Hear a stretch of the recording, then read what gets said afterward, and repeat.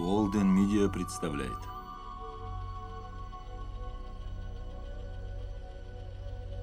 Производство компании Airship. Я верю, всякое может случиться. Но чтобы произошло такое событие, которое вызывало бы резонанс так долго, отдавалось бы эхом.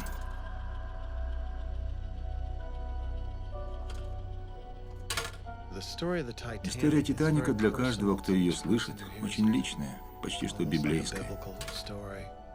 Громадное судно, все эти люди ночью в открытом океане и предупреждение об айсберге. Каково было им там в ту роковую ночь? Призраки бездны. Титаник.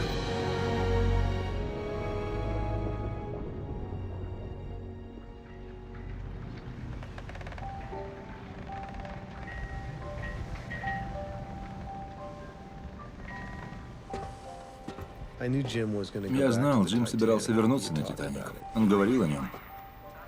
Хотел предпринять новую экспедицию, чтобы снять фильм. Он приглашал и меня к участию.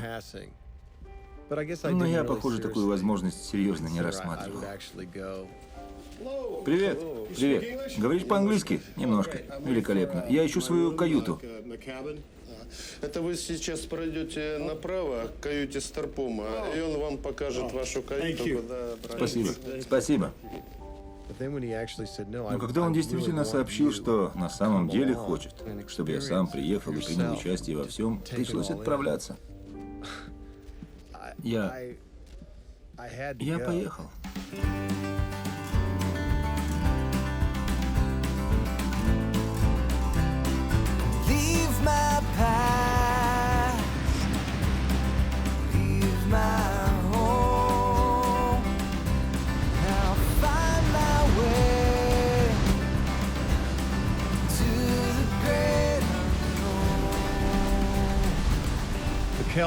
Академия Келдиш – крупнейшее исследовательское судно в мире. Деятельность на борту сосредоточена на аппаратах МИР и всем, что связано с океанским дном. Они крайне серьезно относятся к работе. Все постоянно проверяется и перепроверяется, прям как перед космическим полетом.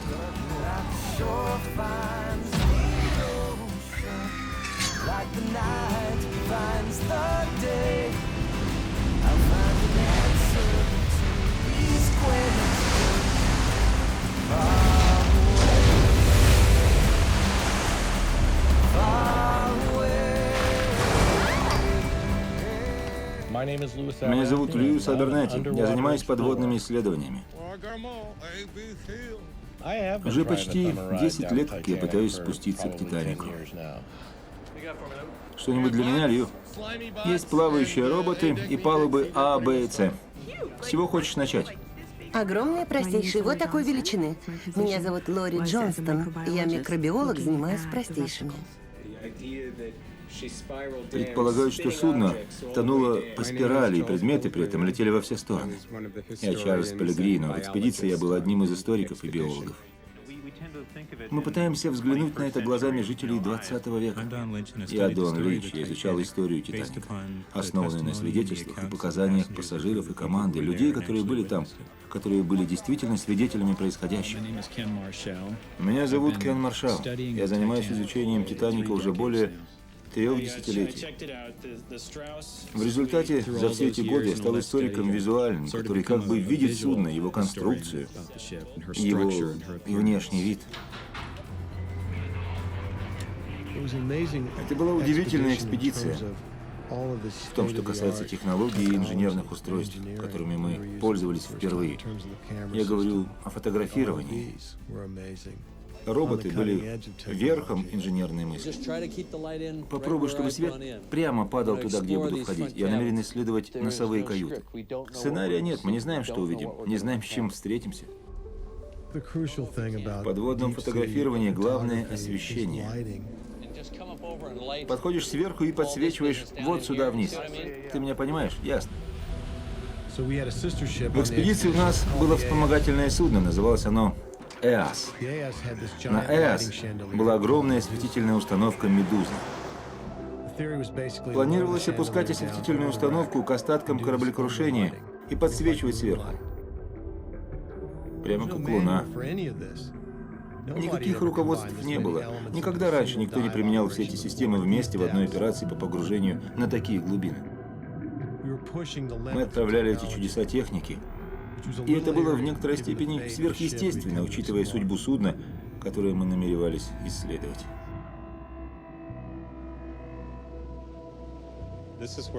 Вот здесь все это и случилось. Понимаешь, это могло быть в любой части океана, но есть что-то особенное в том, что ты знаешь, что именно здесь это случилось. И внизу лежат обломки. Почему именно этот корабль? Почему не Лузитания? Почему не Маракасл? Почему не Атлантик? Все это хорошие суда, но почему именно это?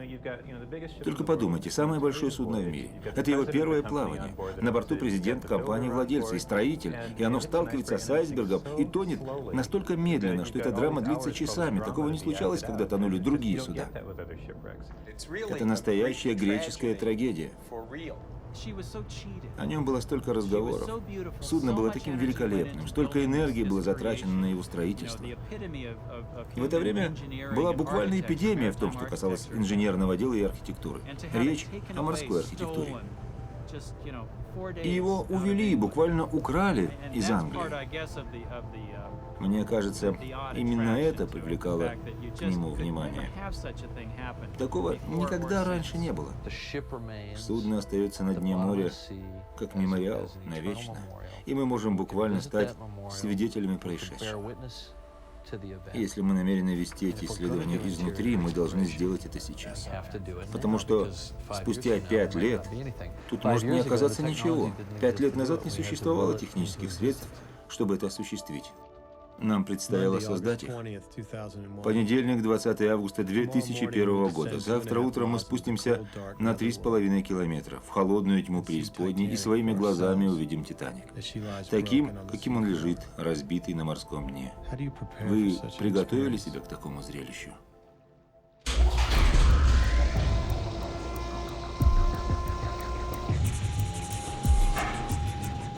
Так, погружение 1.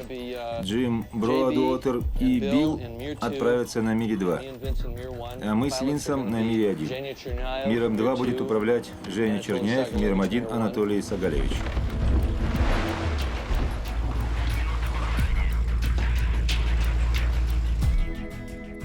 Итак, вот твой контрольный лист. Не забудь написать последнее желание и завещание. Убедись, что оплачена страховка. Напиши последнее письмо семье.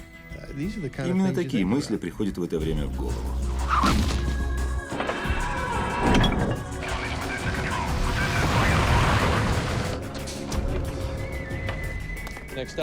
Следующая остановка «Титаник». Удачи, брат. Это судьба. Момент истины.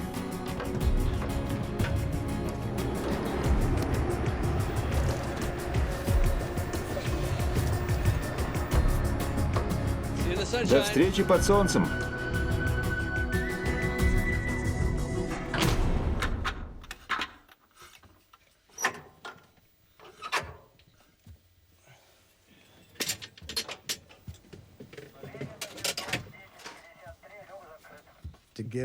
Оказаться в трехместной кабине и опуститься на 3700 метров на дно Северной Атлантики. Похоже, приключений здесь было несколько больше, чем мне этого хотелось.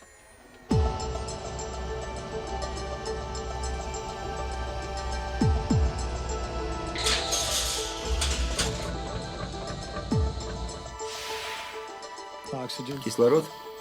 Да. Хорошо. Не забудь включить.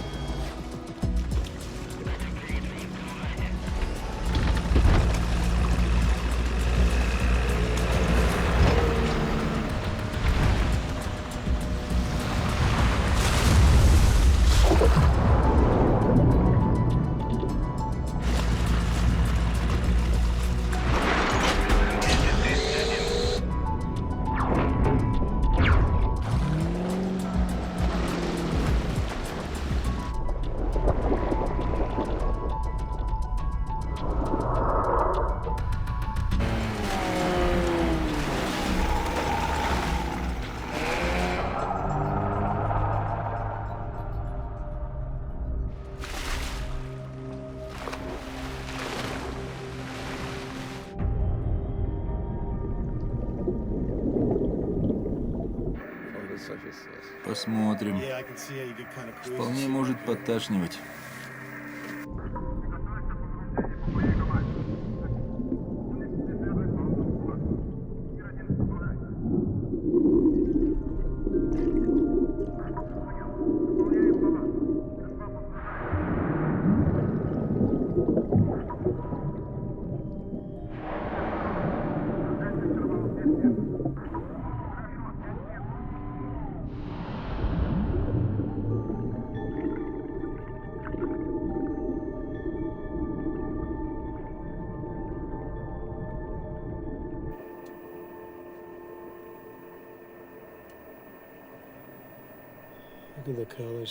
Смотри, как меняются краски.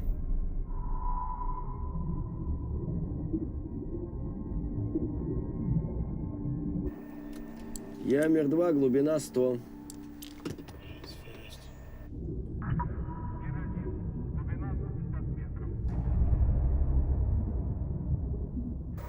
Этот датчик показывает, что кислород в норме? Да, 21. 21. Значит, сейчас все в порядке. А если упадет, скажем, до 19? Какая цифра вызовет у тебя беспокойство? 19 тоже хорошо. А если упадет ниже, тогда что?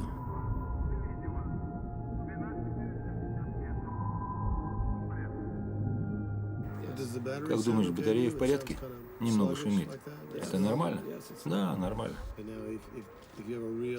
Мне говорили, что если случится авария и все отказывает, ты можешь сбросить основную батарею. Да, есть много возможностей.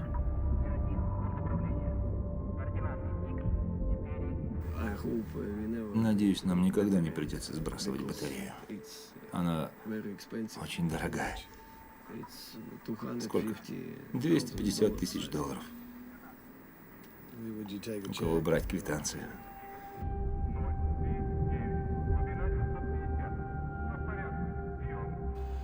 2000 метров?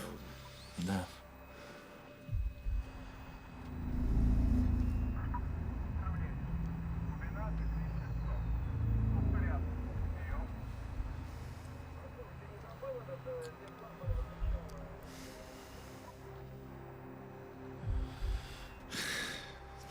Глубоковато.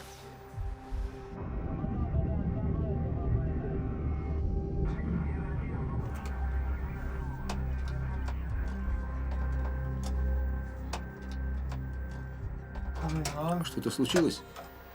Все в порядке. Да. Нужно зафиксировать джойстик. Понятно. Мир-1, Мир-1. Это Мир-2. Ваша глубина? Прием. Мир-2, Мир-2. Это Мир-1. Глубина 3353 метра. До встречи на дне. Конец связи.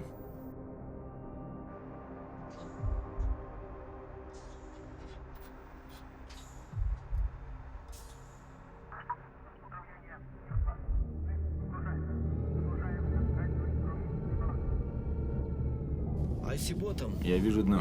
Это дно. Да. Видишь? Совершенно четко.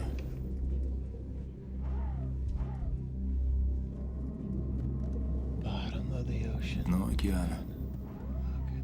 Только посмотрите. Похоже на темную сторону Луны.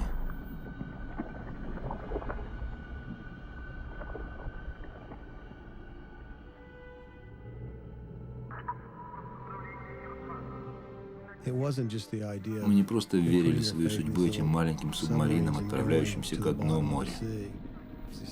Против вас направлены тысячи тонн давления. И мы продолжали спуск, но куда мы шли? Когда подойдем, увидишь больше обломков. Вон обломок. Смотри, посуда. Видишь? Понятно. Хочешь посмотреть «Титаник» на сонаре? Включай, тебе понравится. Вот наша детка, боже. Так, 50 метров вперед.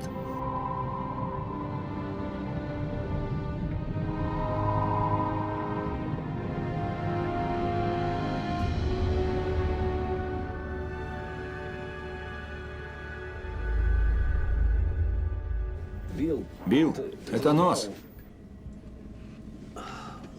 Только посмотри. Боже, вот он. Что за зрелище?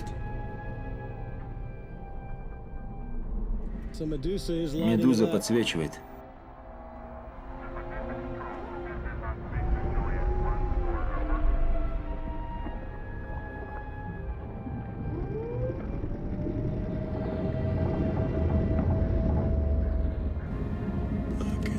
Только посмотри.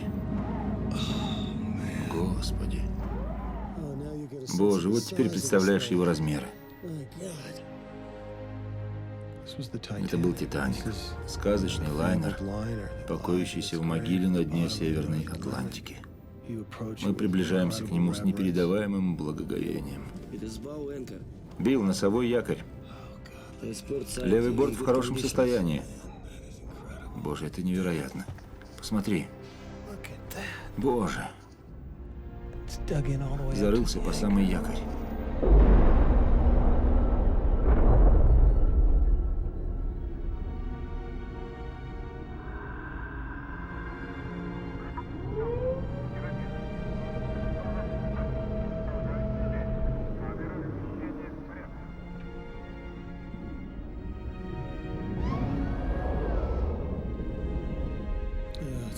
Поразительное зрелище, когда проплываешь над ним. Стоит протянуть руку, и, кажется, можно дотронуться. Мы совсем рядом с якорным устройством. Видишь? Смотри. Смотри. Да.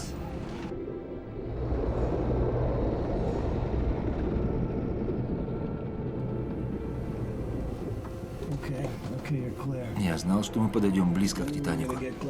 Но чтобы до такой степени...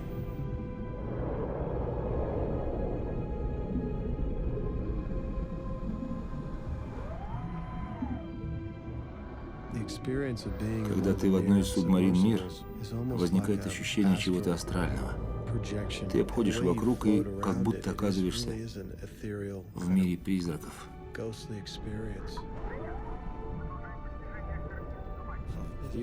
Смотри, люк номер 1. Да, да.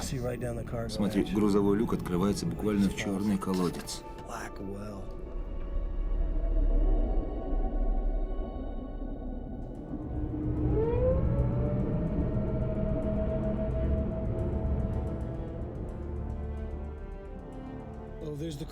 Проход на марсовую площадку.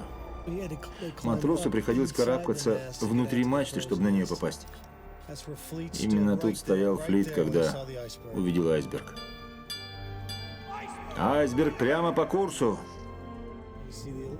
Я вижу по левому борту электрический кран. Что это? А, там проход.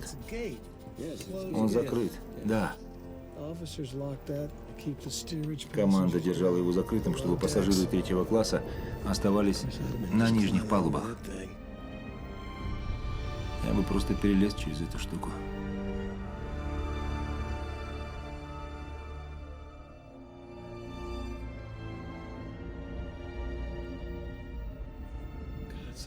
А вот тут был мостик.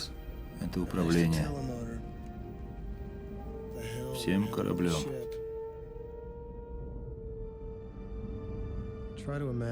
Представьте, что происходило на мостике в ту ночь.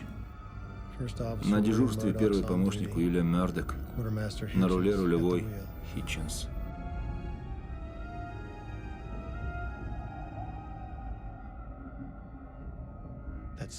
У Мёрдока оставались секунды, чтобы принять решение. Айсберг прямо по курсу. Он мог отвернуть налево, он мог отвернуть направо. Правый борт, быстро! Круто, правый, сэр! Неожиданно Мёрдок обнаруживает, что айсберг совсем рядом. Мёрдок знает, сколько на судне пассажиров, как мало спасательных лодок и какая смертельная опасность грозит судну. Вот это да. Это же история. Мы прикасаемся к легенде.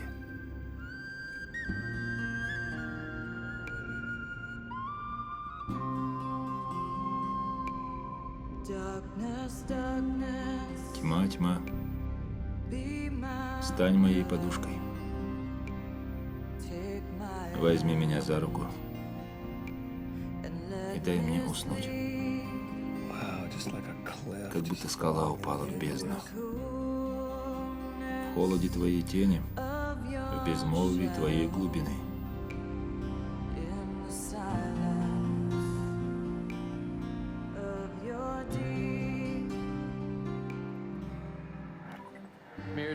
Мир 2, мир 2. Нам рекомендуют подниматься. Они начали подъем? Еще раз посмотрим на «Титаник», прежде чем отключим освещение. Сегодня «Титаник» был добр с нами. Келдыш миру 1, Келдыш миру 1 обесточил гидравлику. У нас глубина 3760 метров. До свидания, «Титаник».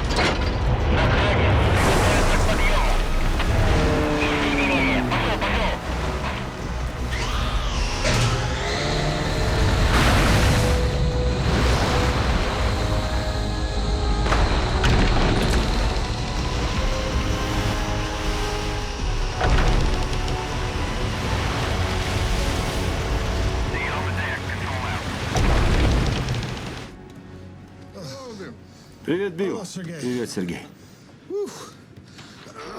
Добро пожаловать на Келдыш. Неплохо прокатились. Корма так зарылась, что не ощущаешь глубины.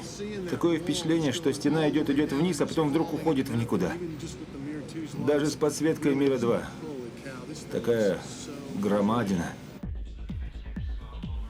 Очень волнующая работа. Мы исследовали «Титаник» с помощью новых устройств и с этими невероятными новыми камерами. Ты когда-нибудь раньше опускался под воду? Только в Диснейленде. Это совсем другое. Удачи. До встречи.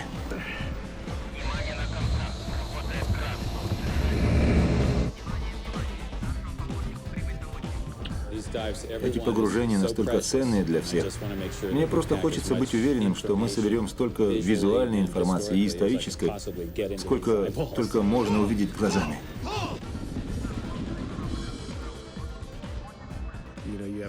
Здесь есть историки, есть ученые. Отличное содружество.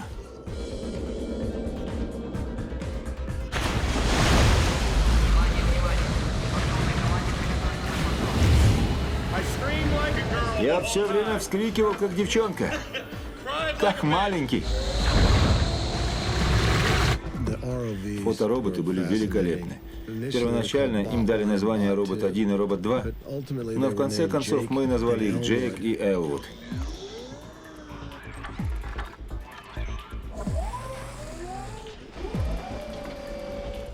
Меня зовут Майк Камерон. Я создатель фотороботов. Эти автоматы похожи на маленьких живых существ.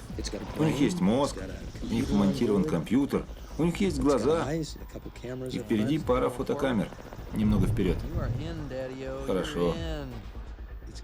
У каждого из них свой характер. Они живые.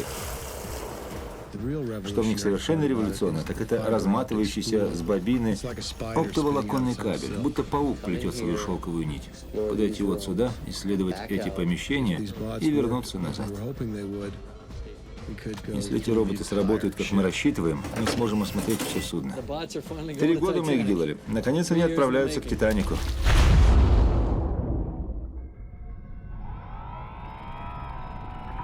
Мир-1, Джейк выходит из своей камеры. Видим его. Вышел. По-моему, мы так внимательно следили за экраном. Я буквально забыл, где я. Бессознательно робот стал нашими глазами. Все ради того, чтобы обойти пространство на глубине 3700 метров. Джефф, приготовиться к запуску робота Элвуд. Запуск разрешаю. Джойстик. Похоже, все готово. Элвуд пошел.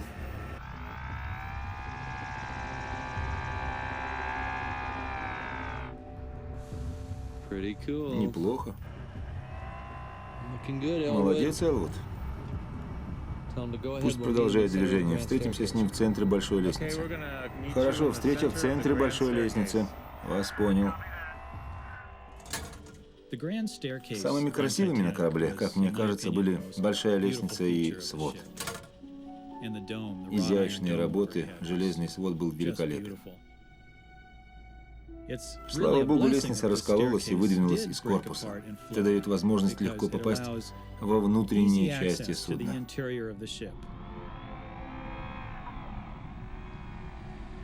Что означает 20 на экране Элвуда? Вот-вот начнем спуск, конец связи. Так, мы его видим. Да, видим. Хорошо. Продолжайте, не торопясь. Продолжаем.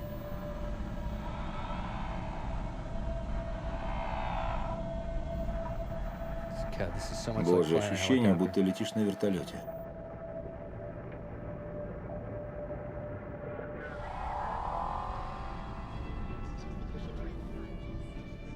Мы знали, что главная лестница уже не так красива, но никто не знал, что обнаружим мы внутри судна. Продолжайте двигаться вниз. Сейчас вы проходите палубу B. Сейчас вы у палубы C. Туда не заходить. Ждем инструкций. Палуба C. Палуба D. Да, вот D. Он готов войти на палубу D. Приготовься, Джефф, первым делом на палубу D. Понял. Приготовиться к движению вниз. Мне нужно направиться к корме или как? Понятно. Медленно двигаться вперед. Медленно вперед. Медленно вперед.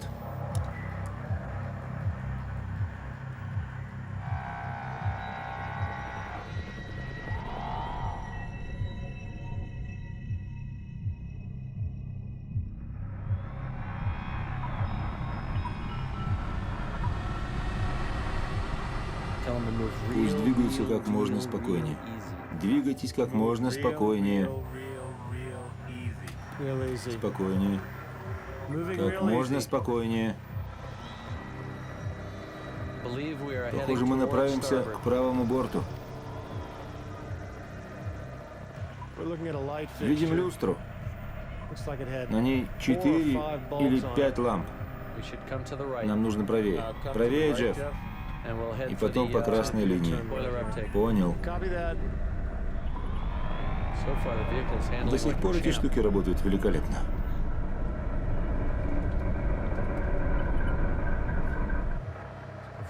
Сколько у нас волокна?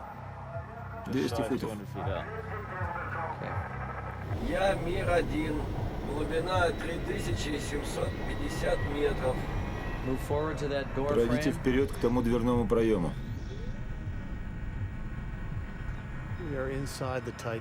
Боже, мы внутри Титаника. Скажи, пусть помедленнее. До сих пор не могу осознать. Медленнее, пусть притормозят и насладятся. Понял. До сих пор не могу поверить, что мы действительно здесь. Все жду, что кто-то вот-вот прервет мой сон, и я окажусь опять в своем трейлере. Не думаю, что смогу уйти отсюда и вернуться в трейлер. Нужно позвонить агенту. Тут становится тесновато. Похоже на пещеру в Карлсбаде. Конец? Вперед двигаться невозможно. Поверните налево. Поверните налево. Поворачиваем.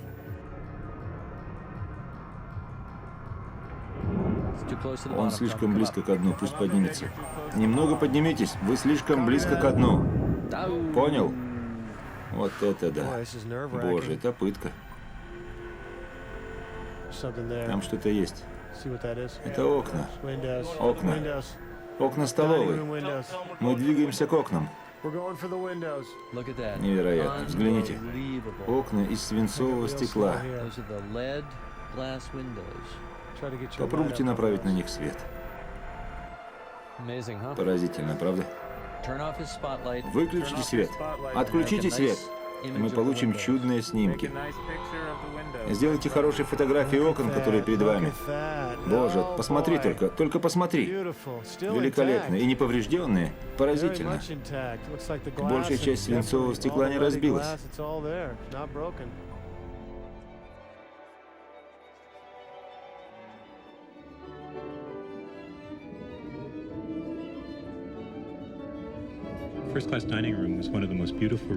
Столовая первого класса была одной из красивейших на судне. Среди пассажиров, которые здесь обедали, был Джон, Джейкоб Астер и его жена Мадлен.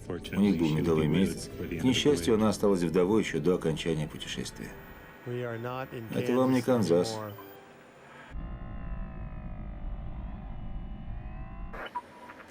Похоже, у нас появился приятель. Сэм. Сэм задержался, чтобы поздороваться. Он хочет быть нашим гидом. Говорит, следуйте за мной.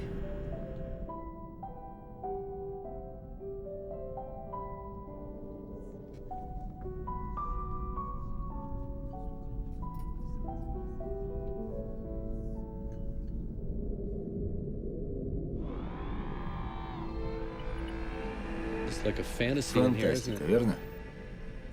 Мастерство, нежная красота, которую создали человеческие руки, эти окна. И в эти окна смотрели человеческие глаза. И тут до тебя доходит, что ты в море на глубине 3500 метров. Это все резьба по дереву.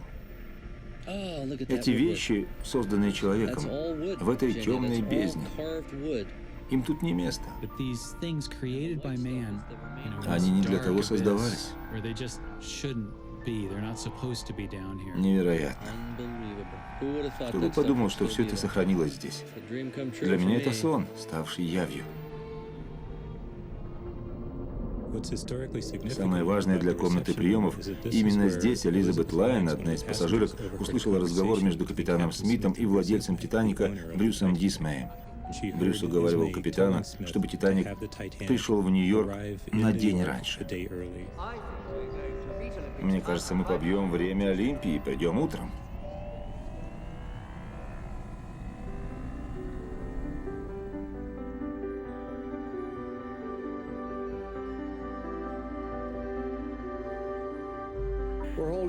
Мы помедлили у входа на левый борт в первом классе. Сейчас он настолько красив. Как будто время сделало его еще красивее. Главный вход в помещение первого класса на «Титанике» был с палубы Ди. На ней размещались две огромные двери в сторону левого борта и в сторону правого борта. Глазами фотороботов мы можем видеть прямо за дверьми элегантные железные переборки. Историки до этой экспедиции о них не знали. Мы не представляли, что за этими дверями. Теперь мы знаем. Именно отсюда они попадали на судно. Они проходили через эту дверь, а потом через эту внутреннюю дверь.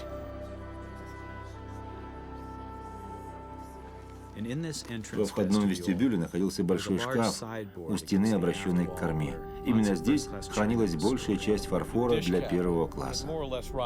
Помещение, где раскладывали пищу, практически исчезло, но можно увидеть уложенные здесь в идеальном порядке чайные чашечки и блюда. Мне бы хотелось поесть с этих блюд. Подъемники. Вот, да. Шахта. Посмотрите. Я думал, они называли их лифтами. Судном ведь владела американская компания. Когда вы смотрите на решетку подъемника, не забудьте повернуться и посмотреть. В самом центре судна может оказаться панель, на которой большими медными буквами будет обозначена палуба A, или палуба B, или палуба C, или D.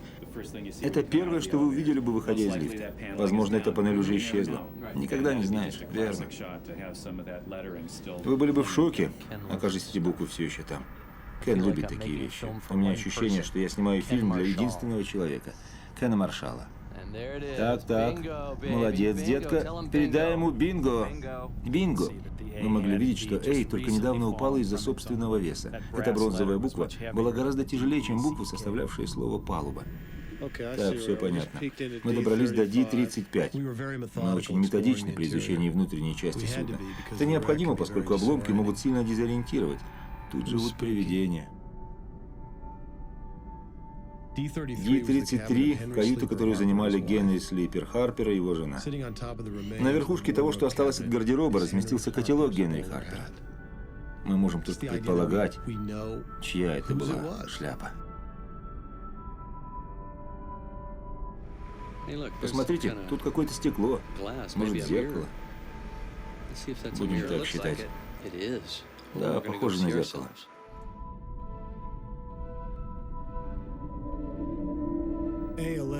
Каюту А-11 занимала Эдит Рассел. Прежде чем сесть в спасательную лодку, она вернулась к себе в каюту, чтобы запереть свои 19 чемоданов, потому что не доверяла стюардам.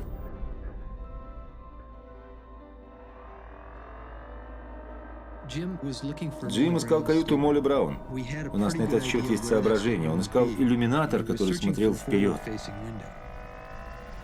Фоторобот достаточно узок, чтобы пройти здесь. Я увидел, что на подоконнике были осколки стекла. Волоконный кабель может порваться, тогда случится самоубийство. Кен Маршалл говорит, можно. Это авантюра. Не делайте этого, стекло может порезать волокно. Проходит. Вот и я говорю. Я полагаю, раз уж мы там, внутри, идея неплохая. Это не медная кровать, деревянная.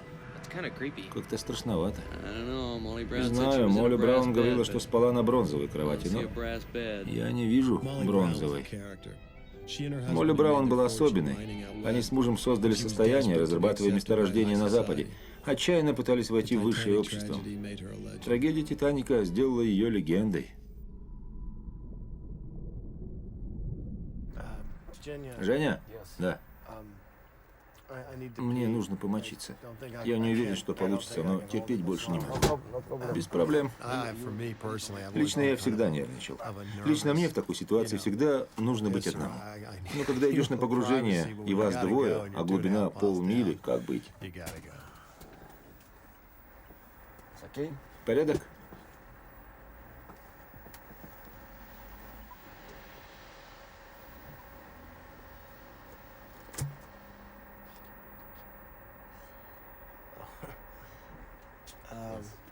Я повернусь. Все в порядке. Спасибо.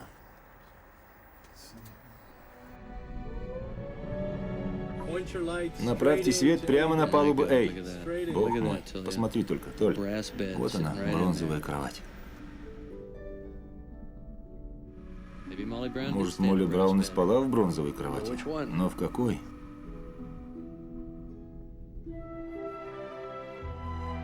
После «Титаника» построили суда больше и лучше, но сомневаюсь, что когда-либо еще создавали столь роскошные. Даже сейчас, когда оно уже больше 80 лет лежит на дне океана, его красота оживает.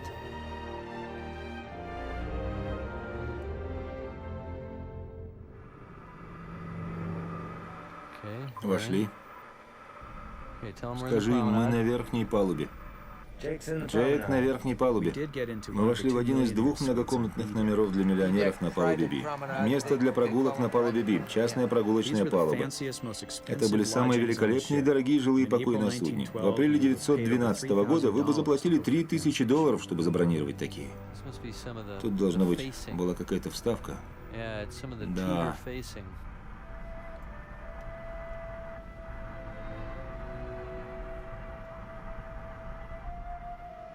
Мы в каюте. Джейк в комнате. Это номер Брюса Исмея, человека, который сбежал с корабля, когда на борту все еще находились 1500 человек. Какая красота. Мы в гостиной, смотрим на камин. Поразительный дизайн украшений. Он не лишен элегантности. Буквально чувствуешь руки человека, который это сделал.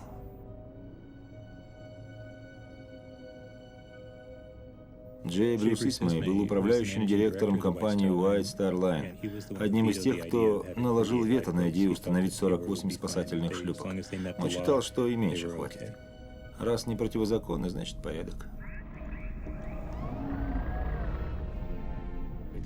Это ванна Смита. Капитана Смита. Да. Капитан Титаника именно здесь принимал ванну. Вон там в ванне размещалась его маленькая розовая попка. Капитана Смита называли капитаном миллионеров, потому что он был очень популярен среди пассажиров первого класса. 30 лет в море – настоящий рекорд.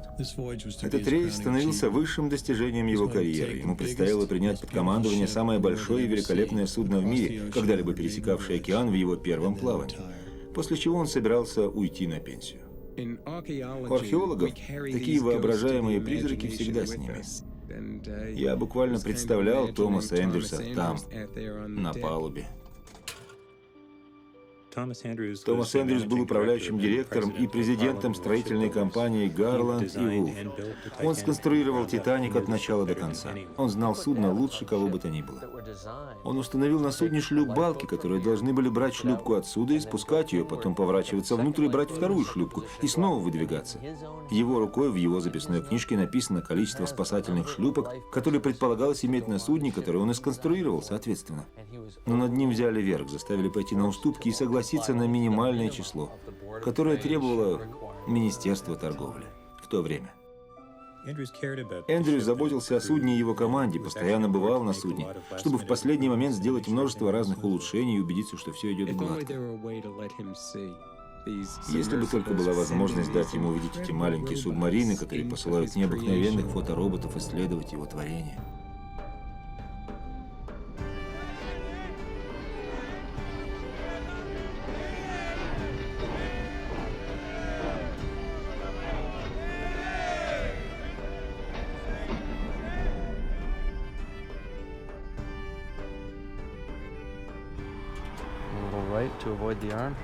Давай правее, чтобы не зацепиться где-нибудь.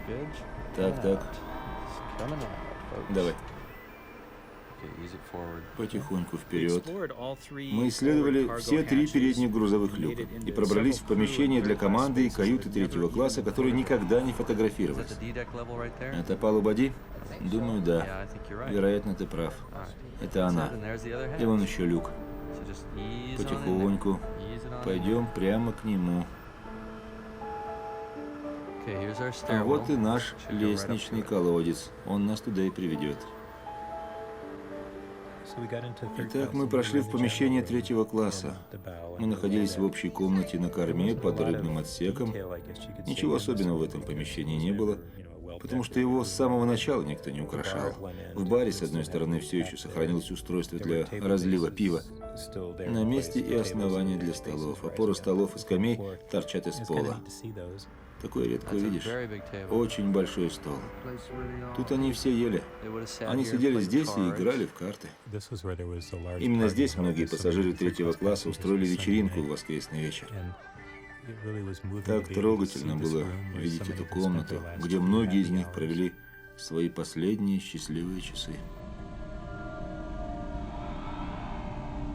Это был совершенно новый Рено.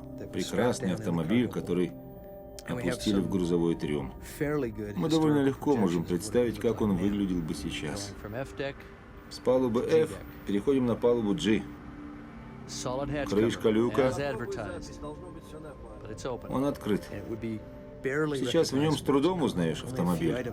Всего несколько деталей позволят догадаться, что это был автомобиль. Мы были на палубе D, правильно. Мы прошли через люк с крышкой. Сейчас мы в переходе. Ты прав. Повернись и увидишь автомобиль. Я вижу там какой-то свет. Может, это автомобиль? Да, думаю, это он. Это автомобиль. Да. It is. It's the car. No. Нет. No. Нет. It can't be Не that может быть easy. так просто. Точно? I don't think that's Не думаю, что это автомобиль. I think we're seeing Похоже, тут cars. автомобили. Shiny. Oh my Боже. God. I'm thinking. Я думаю. Похоже на Looks like колесо. wheel. Jim, that's Это a fender. бампер. I mean, I don't Вон care what покрышка, planet you're а on, вон that's a бампер. tire and that's a fender. This А headlight. вон фара. We're seeing cars. Это точно автомобили, ребята. All right, the best thing to Раз уж do мы здесь, is самое over лучшее here посмотреть повсюду. to just look everywhere. Вот, смотри. There's a car. Автомобиль. That's a car. И вот автомобиль. That's a trunk. Нет, это сундук. Wicker trunk. Плетеный сундук. What's a tire? Тут были интересные вещи, явно сделанные человеком, но ничего, что можно было бы назвать автомобилем. Yeah, we should be able Мы to должны get пройти в all нижний the way трюм. forward into the forecastle.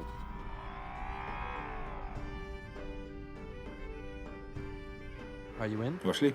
Oh, Да. baby. Господи, That's awesome. страшновато. Dude, this is so И так cool. прохладно. Okay, count Ладно, doors on the считаем right, двери 'cause that's справа. how we'll orient ourselves. Только Should так be two можно doors сориентироваться. side by side. Тут They должны are. быть две First двери door should рядом. take you into the fireman's Есть. mess. Первая приведет туда, где обитали кочегары. Yeah. Хочешь войти туда? Да. That's definitely the fireman's Точно, mess. тут жили кочегары. Oh, look at that. Посмотри, Table стол after за table. столом. You can see the Видно bow сужение tape. к корме. Exactly. Точно повторяет форму корабля. Можно совершенно точно представить, как это место выглядело. Кочегары были отделены от остальной команды. Возможно, потому, что их труд был самым грязным. Поэтому обитали они в конце кормовой части. Там размещались две винтовые лестницы, по которым они спускались к самому днищу корабля и в котельные. Представь, как ты по винтовой лестнице спускаешься к топкам, чтобы присоединиться к сотням людей, лопатами бросающих уголь в раскрытые пасти бойлеров. Тут обитают призраки.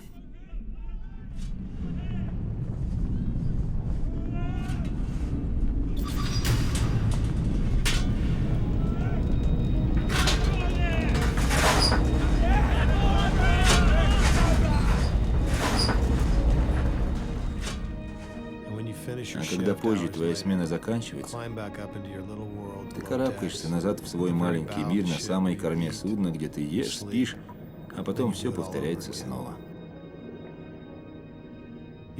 Даже здесь можно почувствовать руку Томаса Эндрюса. На верхушке одной из винтовых лестниц мы нашли питьевой фонтанчик. Уверен, что даже эта небольшая доброта была высоко оценена. Проход только для команды. У нас тут есть план, который достаточно хорошо иллюстрирует, что произошло в ту ночь. «Титаник» был разделен на 16 водонепроницаемых отсеков, разделенных 15 водонепроницаемыми переборками. Что это за сплошные линии? Конструкция судна делала его на то время практически непотопляемым. Наибольшая опасность, которую они могли представить, столкновение с повреждением двух отсеков, когда окажутся затопленными два соседних отсека. Но судно не затонуло бы, оно все время оставалось бы в безопасности. Конструкция предполагала, что оно останется на воде, если заполненными водой окажутся любые 3 из 5 носовых отсеков. Даже при 4 поврежденных судно все равно оставалось бы на плаву. Это был худший случай из всех, что они могли представить. Даже врезавшись в скалу, судно все равно бы оставалось на плаву. Учитывая все эти сочетания средств безопасности, судно считалось реально непотопляемым. Чего они не предвидели, так это того, что случилось той ночью. «Титаник» столкнулся с айсбергом. Удар был скользящим, сорвалась обшивка правого борта. Швы стали расходиться. Вода заполнила багажные отсеки и котельную номер 6. И на 2 фута угольный бункер котельной номер 5. И именно в этот момент судно и затонуло. Судно начало тонуть. Оно еще могло стабилизироваться, но вода дошла вот сюда и начала затоплять лестницы, перекатываться через палубы и попадать в другие отсеки. Математически было совершенно очевидно, что спасения нет. Помочь не могло ничто. Так в каком месте точно оно раскололось? Оно раскололось надвое вот в этом месте, между третьей дымовой трубой и кормой. Здесь естественное слабое место в корпусе. Как раз над помещением, где размещался поршневой двигатель, располагается большая шахта для вентиляции этого помещения. Боже, как это должно было выглядеть, как это все произошло. Смертельный удар для такого замечательного судна.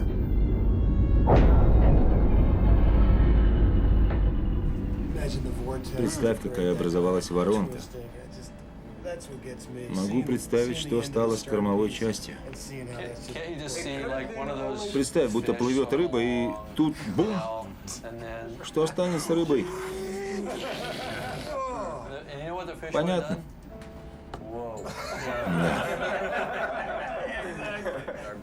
Похоже, лучшая наша фотография – это поршневой двигатель со стороны правого борта.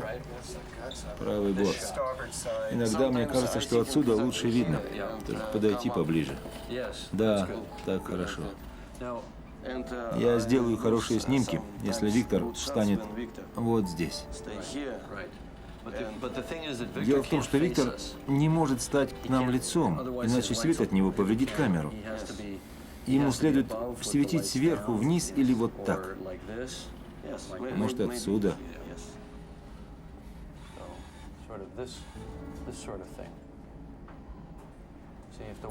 Если вода будет прозрачная, получится отличный снимок. Вид двигателей вызывает воспоминания. Это были люди с «Титаника». Они знали, судно гибнет. Это те, кто боролся. Они умирали не с бокалом бренди в руке, они умирали с разводным ключом, стараясь остановить кровотечение судна.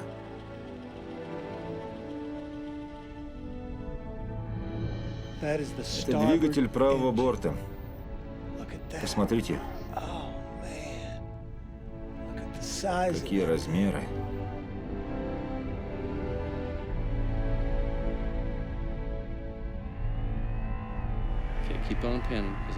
Продолжайте панорамирование, а я обойду вот здесь.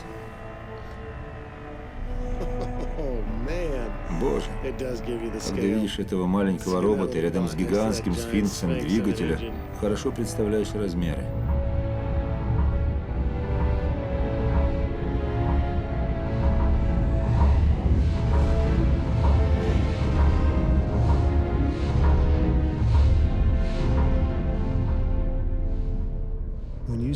Когда видишь секцию кормы, как раз там, где произошел разрыв, и два поршневых двигателя высотой с четырехэтажный дом, они действительно кажутся похожими на двух сфинксов, охраняющих запретную гробницу.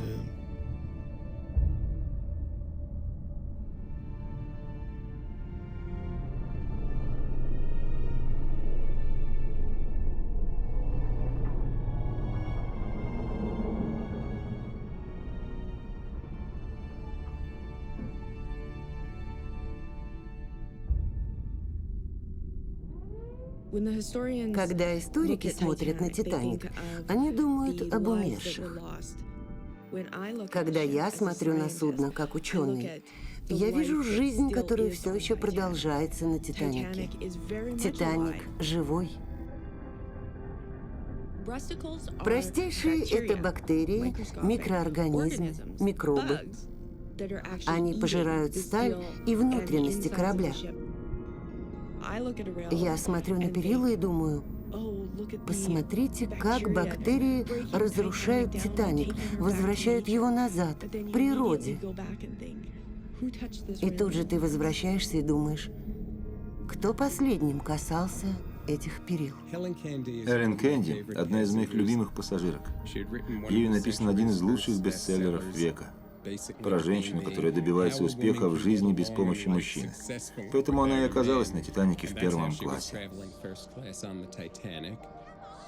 И когда «Титаник» в последний раз встречал восход солнца, она вышла на корму, чтобы одной поприветствовать этот восход.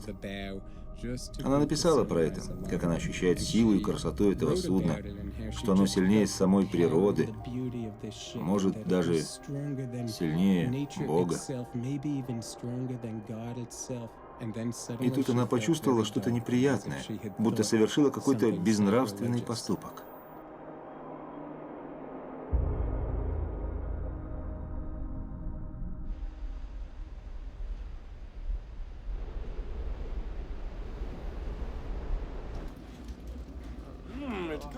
Вкусный борщ.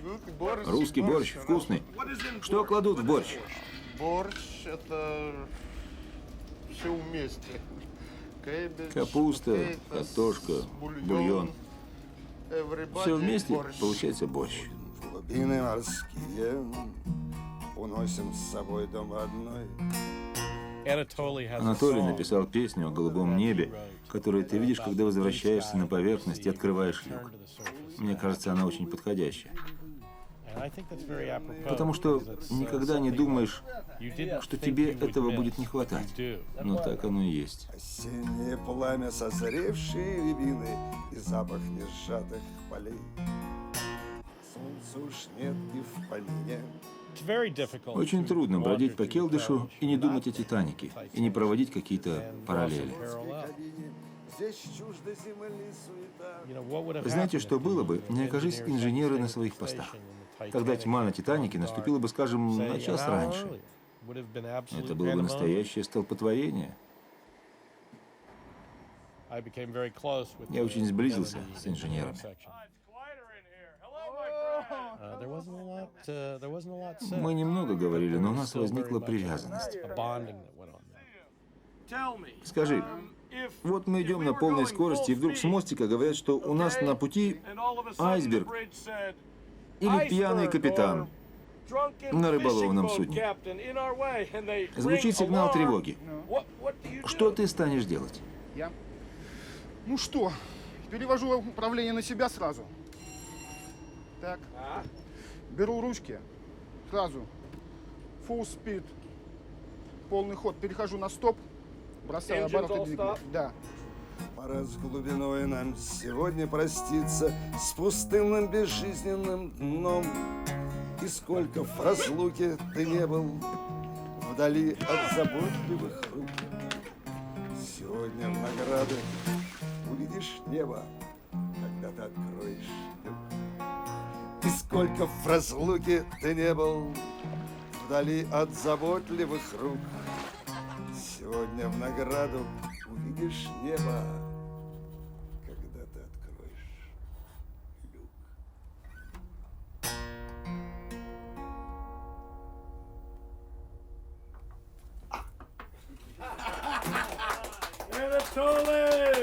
Анатолий.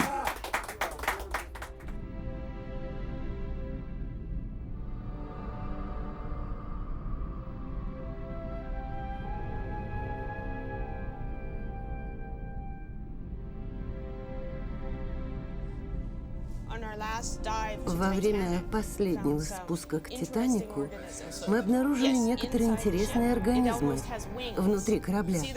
У них прямо-таки есть крылья. Видишь, они летают. Самое странное существо, которое мы тут увидели, мы назвали рыба-летучая мышь. Насколько мне известно, такую еще никто не описывал.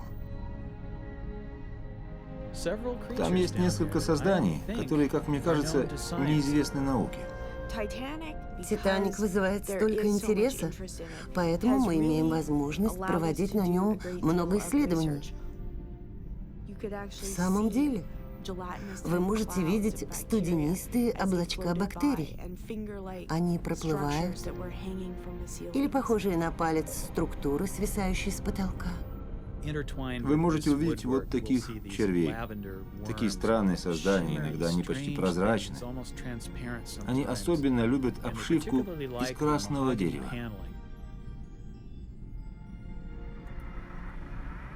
Подойдем поближе. Даже рыба выглядит по-другому. К примеру, макрурус. Жить они предпочитают исключительно внутри судна. Он направляется к лифтовой шахте. Знает, куда ему нужно.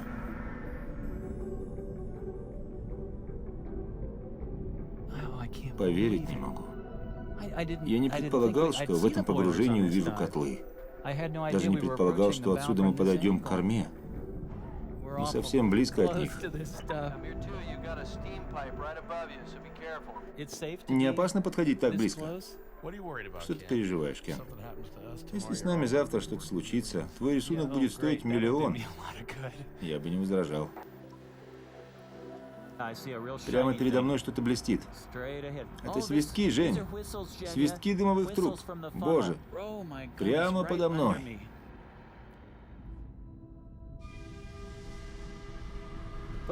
Смотри, что это, Жень? Похоже, крышка люка.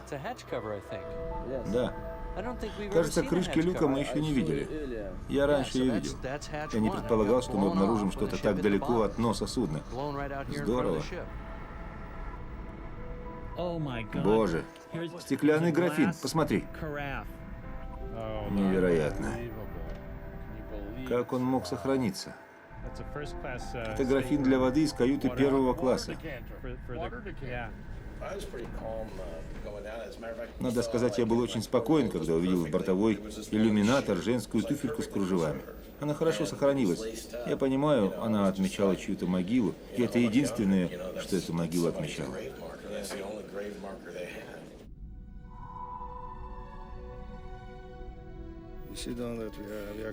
Подходим к шлюпбалке. Шлюпбалка номер 1. Здесь была спасательная шлюпка, на которую плыли сэр Козмо и леди Дав Гордон. Кроме них на борту шлюпки было еще 10 человек. Шлюпка могла взять еще 2 дюжины пассажиров. Закон моря гласит, если речь идет об эвакуации, первым делом женщины и дети. По левому борту второй помощник Лайтоллер понял это так. Только женщины и дети. Он позволил сесть в шлюпки только женщинам и детям. И всего нескольким морякам, чтобы управлять шлюпками. Папочка! Не волнуйся. С другой стороны судна Мёрдок старался как можно скорее спустить шлюпки на воду и сажал в них всех. Мужчин, женщин, детей, пассажиров первого класса, третьего класса. Всех.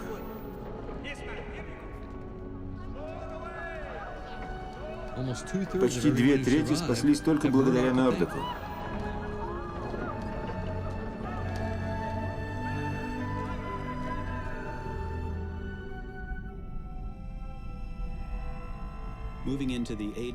Когда фоторобот попал на верхнюю палубу Эй, все выглядело знакомым.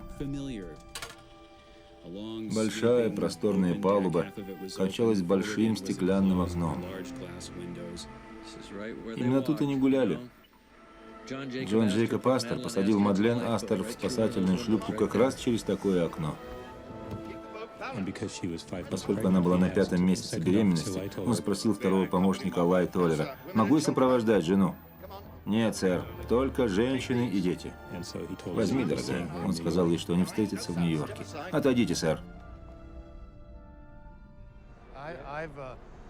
Будучи здесь, я много думал о своей семье. Ведь эти погружения связаны с риском. Это обдуманный риск. По-моему, это просто пытка, когда на палубе ты говоришь «я люблю тебя», потом стараешься дойти до спасательной шлюпки. Или «не волнуйся, папочка, все замечательно». Ты стараешься сохранять бодрость. Это пытка. Стараешься успокоить семью. Да, конечно. Да. Наверное, все дело в характере. Для меня еще с юношеских лет это был вопрос, как в таком случае проявлюсь я? Хватит ли у меня характера стать с мужчинами и показать некое благородство, проявить смелость? Мы ведь романтизируем образ Титаника. Мы представляем романтическую обстановку. Хотим быть с мужчинами, которые стоят там с достоинством. Но ведь никогда не знаешь, как ты поведешь себя в такой ситуации, пока ты в ней не окажешься. Именно. Видишь дверь? Это вход в первый класс. Да, это они. Должно быть, именно на этой маленькой площадке в ту ночь играл оркестр. Оркестр собрался и начал исполнять мелодии рэгтайма. Вы думаете об оркестре, насколько героическими они были, когда стояли там и играли, зная, что все остальные устремились к спасательным шлюпкам, кроме них. Но как успокаивающе действовала эта музыка на тех, кто был на борту.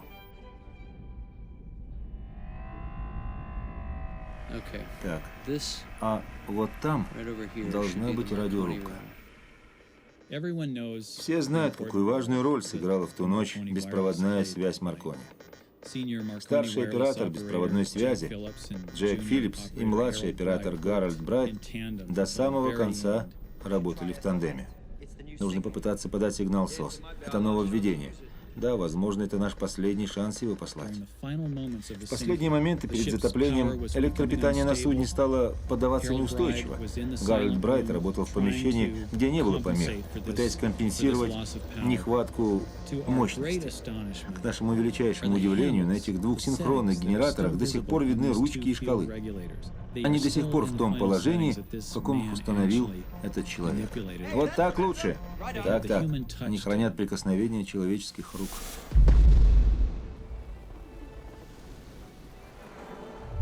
Соберитесь с духом. Многие спасательные шлюпки отчалили, заполненные наполовину. Вернитесь к судну. Мы должны вернуться. Нет. Речь идет о наших жизнях. Гребите. Если мы не уйдем, нас затянет вниз. Титаник — это сцена. Господь говорит, у тебя 2,5 часа, чтобы определить твою дальнейшую жизнь. Кем ты окажешься? Станешь ли ты героем? Будешь ли ты трусом? Есть время для еще одной партии. Покер. Станешь ли бороться за жизнь, или смиренно займешь свое место среди людей, которых поместили в 3-м классе, и станешь терпеливо ждать, пока кто-то откроет дверь и тебя пропустит? Что ты станешь делать? Как ты будешь действовать? По-моему, это счастье, что большинству из нас никогда не придется проходить такую проверку. Есть еще женщины и дети. Кто еще? Быстрее! Быстрее!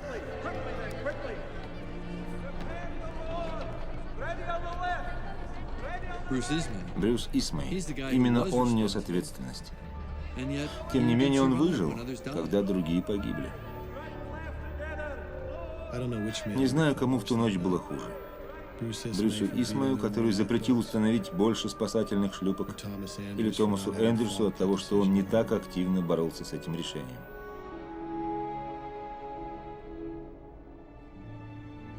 Кругом царило настоящее столпотворение.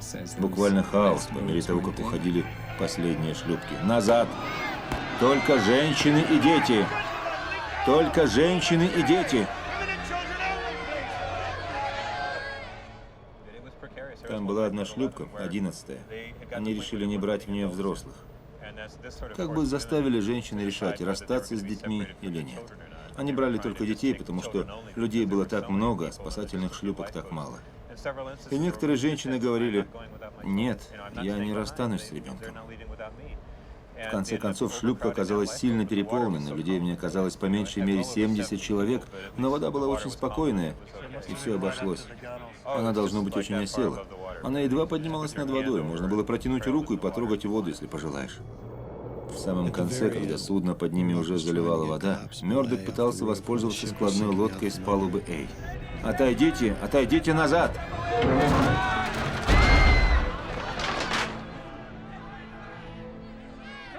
«Быстро сюда шлюп-балку!» Они развернули шлюп-балку, чтобы подтянуть складную шлюпку к борту, но было слишком поздно.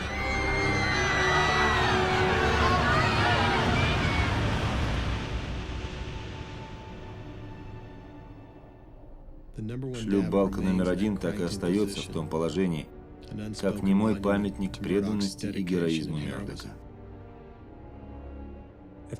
После того, как отплыли все шлюпки, некоторые пассажиры 3-го класса вернулись в свои каюты. У нас есть тому свидетельство. Надежды выжить у них не было, и они приняли это с благородством.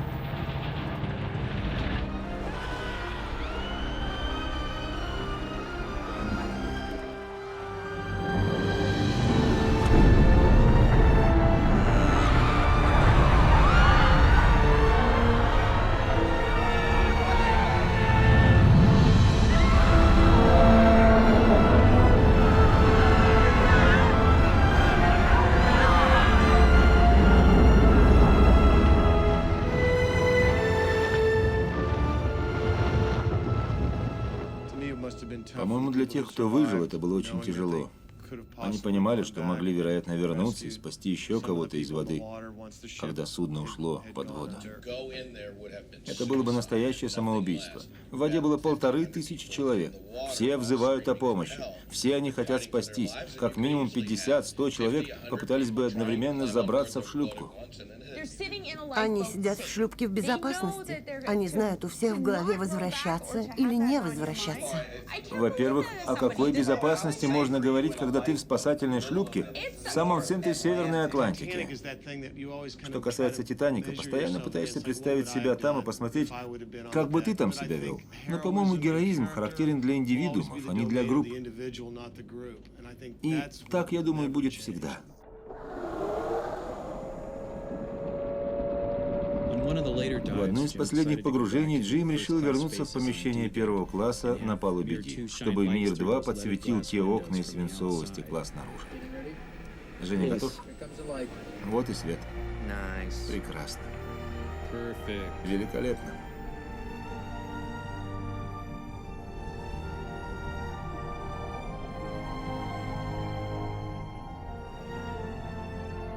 С 14 апреля 1912 года человеческий глаз не видел, как свет льется через эти великолепные окна.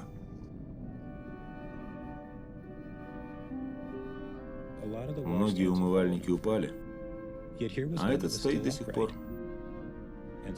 Кто-то сделал глоток воды, поставил стакан и вышел из этой каюты. Спустя 90 лет стакан и графин все еще здесь. Поразительно, кругом разруха. Этот предмет в совершенном состоянии. Ты действительно ощущаешь связь с теми людьми. Видишь вещи в том же положении, как их оставили. Лампы включены. Бутылочки с лекарствами на месте. Это трогает. Картина оживает в твоем мозгу.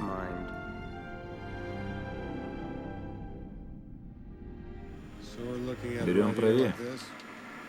Нужна большая мощность. Давай, детка, реагируй.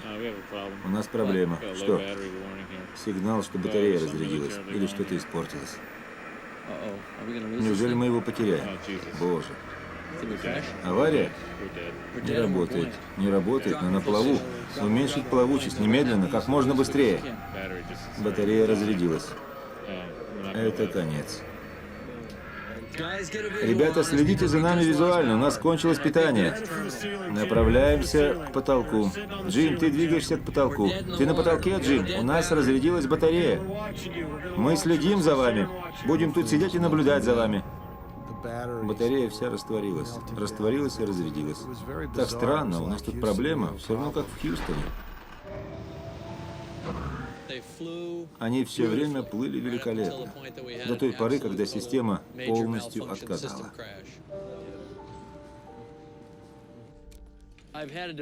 Я думаю, стоит ли пробовать спасти фоторобота? Ведь лучше потерять одного, чем двоих. Там почти прямая видимость. Только две колонны мешают. Мне кажется, есть возможность его вернуть. Это не так далеко от лестничного колодца. Да, но сначала нужно его утяжелить. Закрепим на нем груз липучкой. Нужно подплыть под него, прикрепить к днищу липучку, опустить робота на пол, затем подойти сверху, взять его и вытащить. По-моему, это единственный способ. Если слишком быстро, скажи. Нам необходимо было спасти Элвуда не только потому, что эти роботы очень дорогие. В какой-то степени он стал членом команды. Где тут мой маленький робот? Смотри, вот он. Привет, Элвуд. Мы попытались закрепить на роботе грузы, чтобы заставить его опуститься. Ведь он был у потолка. Только бы продвинуться вперед. Что это было, черт возьми? Что-то упало, не знаю. Мы подошли прямо к нему.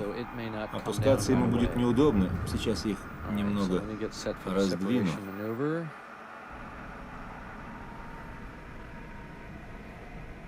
Так, порядок.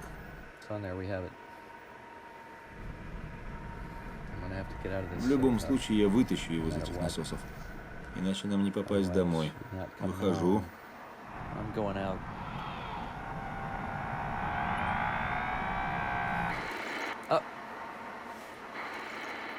Боже, обрыв.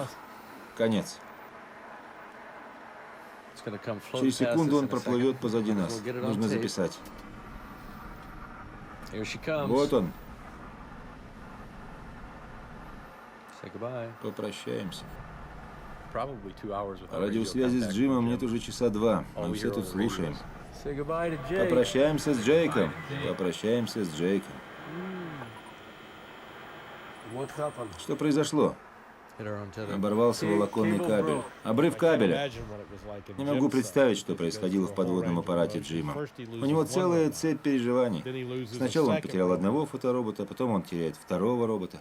Well, we got our ceiling У нас scenario, было and два we got our сценария. crib scenario. Один связанный с потолком, другой фоторобот на кабеле, The two как ways змей. that we thought we Мы could понимали, actually что в do любом this. случае можем их потерять. and after Обмениваясь мнениями, мы вдруг увидели за нашей субмариной конец кабеля. Женя схватил джойстик, управляющий манипулятором подводного аппарата, захватил кабель и стал наматывать его на руку манипулятора. Scary. Я боюсь. Смотри, что он делает. Breaks it before Вдруг he он gets a оборвется wrap on раньше it. времени. Oh my God, Я I не can't могу на watch это this. смотреть. You're scaring me now, Женя, Junior. ты меня пугаешь. Чтобы Чтобы намотать весь кабель, потребовалось минут 30-35. Постоянно повторялось одно и то же движение. And we've been at this. 35 минут и порядок. Hey, Есть. I'll stop, Не I'll вижу. stop. Похоже, он I'll рядом. stop, I'll stop. Стоп, стоп. Следующей нашей задачей было взять липучку и закрепить ее на верхней поверхности робота с помощью руки манипулятора. И так его тащить. You got him. Держите. Когда Женя его поднимал, липучка отвалилась, и робот мгновенно выскользнул. Он был потерян для нас. It's free, Он grab it. уходит. Grab it any way Схвати you его can. ради бога. Женя – самый поразительный оператор любых автоматов, которого я когда-либо встречал. Манипуляторами он управляет как собственными руками. Он его снова схватил и подтащил, а потом крепко прижал его к миру. Кошмар. Похоже, он его припарковал. Есть. Гараж закрыт. Oh my God. Боже. I do believe Уверен, Jake Женя deserves it. заслуживает повышения по службе. А я уверен, что ты должен поставить всем пиво. Dude, I'll buy you a brew. Я тебе целую пивоварню куплю. Невероятно. Совершенно невероятно. Те, кто работал с роботами, практически закончили работу. Разве это было не поразительно? Это было самое поразительное в моей жизни. Кажется, я на целый год постарел. Мы там сидели и смотрели, как он удаляется по главной лестнице. А Женя замотал весь конец. И, пожалуйста, робот с нами. Молодец. Молодец. Мы уже наполовину выполнили операцию по спасению робота, закрепили на нем грузы, а потом возникла неожиданность. Мы закрепили на нем груз, но я не знаю, опустился он или нет. Думаю, можно воспользоваться металлическими крюками. Как ловят рыбу на наживку. Кабель выходит через экран, можно за него тянуть.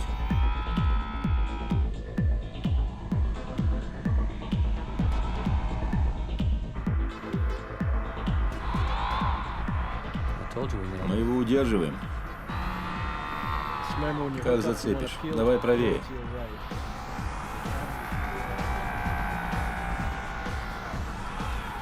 Come on, baby. Давай, детка. We're in. Порядок? Нормально? We're in. Да. I'm gonna sit Посижу минутку. for a minute. Take a little break. Передохну. Very good. Прекрасно. Excellent. Отлично. All right, we're halfway. Полдела сделано.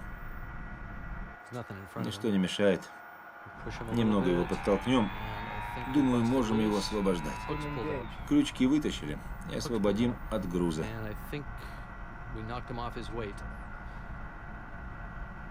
Yeah, the weight would have come От off груза он и anyway. так освободится. All right. Так, Question is, do we have вопрос, another еще try? придется такое делать. Something's right over me. Oh, there we go. Got rid of that. Так, начинаем Now we're поднимать. rising. All right, time to go for the А kill. теперь Okay, Теперь главное. Нет, не по центру. Так, хорошо. Push him a little bit. Немного подтолкни его. All back И назад. full. Yeah, right. Крючки все еще там? Нет. Let's go for a Отлично. drive and see if he comes with us. Отправимся и посмотрим, будет ли он двигаться с нами. Oh, I'm yawing. I'm yawing Я in a рыскаю, weird way, рыскаю. so that must mean I Как-то have him. So необычно. I'm Это just gonna означает, keep он с playing. нами. Что ж, I'm gonna play the продолжим, hand. попробуем. Мне кажется, дверь вон там, внизу. Скажи ему, что мы подошли. Мир-1, мы видим дверь, занимаем позицию, смотри. Свет. Мир-2, Мир-2, мы видим ваш свет. Оставайтесь на месте, там выход. Мы остановились, зацепились, Coming up, we're stopped. прям как And головой о we're стену. stuck. See it? Just it's like hitting a wall. Так, We are hung up. ничего Solid. не получается. Absolutely solid. Nothing. Нет, We lost it. похоже, мы их потеряли.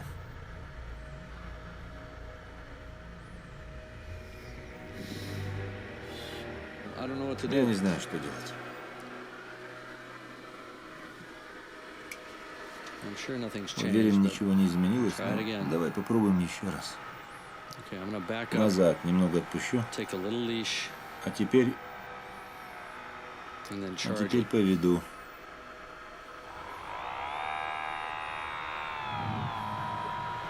Now we get to the same spot. Мы and- вернулись на то же место.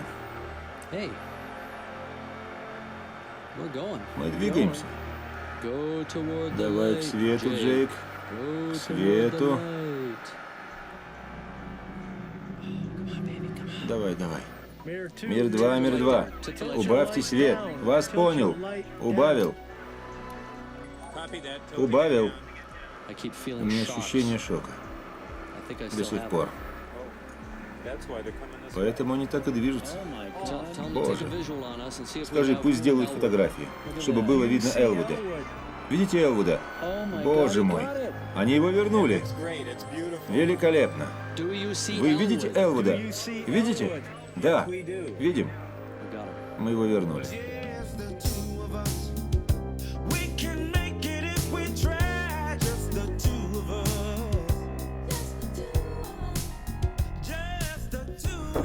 We pulled it off, Все в Daddy-o. порядке. Отличная работа. Everybody did a great Все отлично сработали. Элвуд цел и невредим. Сейчас 6:16, 11 сентября 2001 года. До встречи.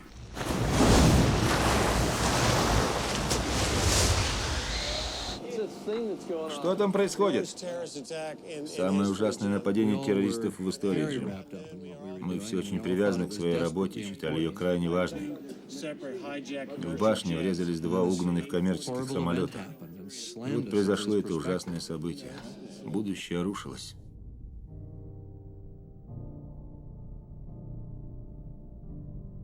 В утро после атаки 11 сентября я не переставал думать, насколько банальной вдруг стала наша экспедиция. Это уже не было огромное событие.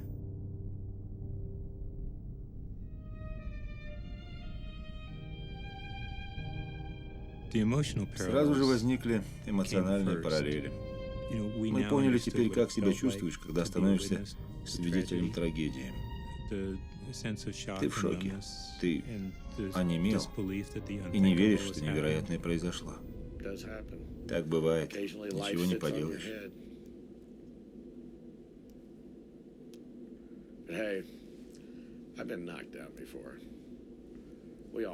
Но всем нужно подниматься и продолжать движение. Мне кажется, именно это делает нас великими.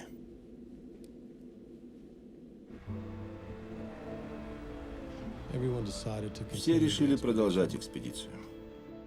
После того, как мы оправились от первого потрясения, «Титаник» снова стал очень важным. Так мне кажется. Не сам по себе, а как символ того, что может произойти, когда предупреждение игнорируется. И теперь, я думаю, все мы, когда придет смерть, станем к ней лицом. В ту ночь Арчи Фрост находился в машинном зале. Ему только что исполнилось 20. Он работал с Томасом Эндрюсом над постройкой судна. В какой-то момент Эндрюс спустился и сказал: «Судно долго не продержится. Если останетесь здесь, вы погибнете». Арчи Фрост ответил: «Мы останемся здесь столько, сколько потребуется». Это герои будней, люди, которые управляли этими двигателями, поддерживали работу генераторов, подавали электропитание, чтобы работал телеграф, которые успокаивали толпы пассажиров. Герои рядом с вами.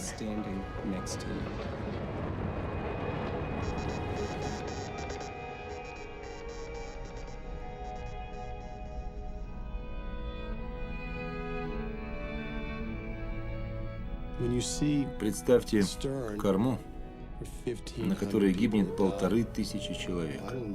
Я не знаю, как это описать.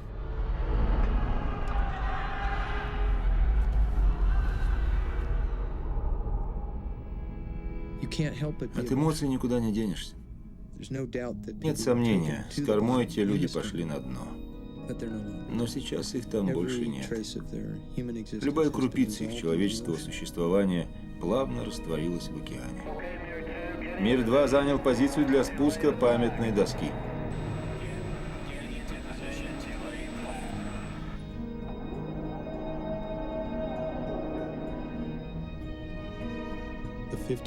Полторы тысячи человеческих душ, погибшие здесь, до сих пор говорят, напоминая нам, что невероятное может произойти.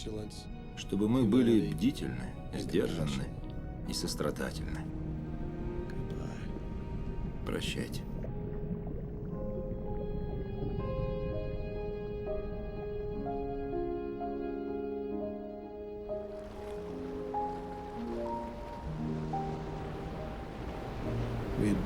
Мы долго были в море. Я стал снова мечтать о возвращении домой.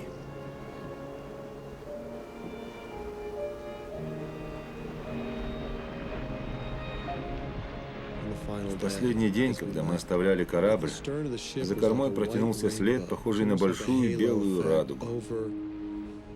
Это было как гало над обломками Титаника. Ощущение было неземное. И мне кажется, вы можете оставить Титаник, но он никогда не оставит вас. Он всегда там. И много раз, закрывая глаза, я вдруг вижу себя снова там, плывущим над обломками кораблекрушения. И я ощущаю себя одним из призраков бездны.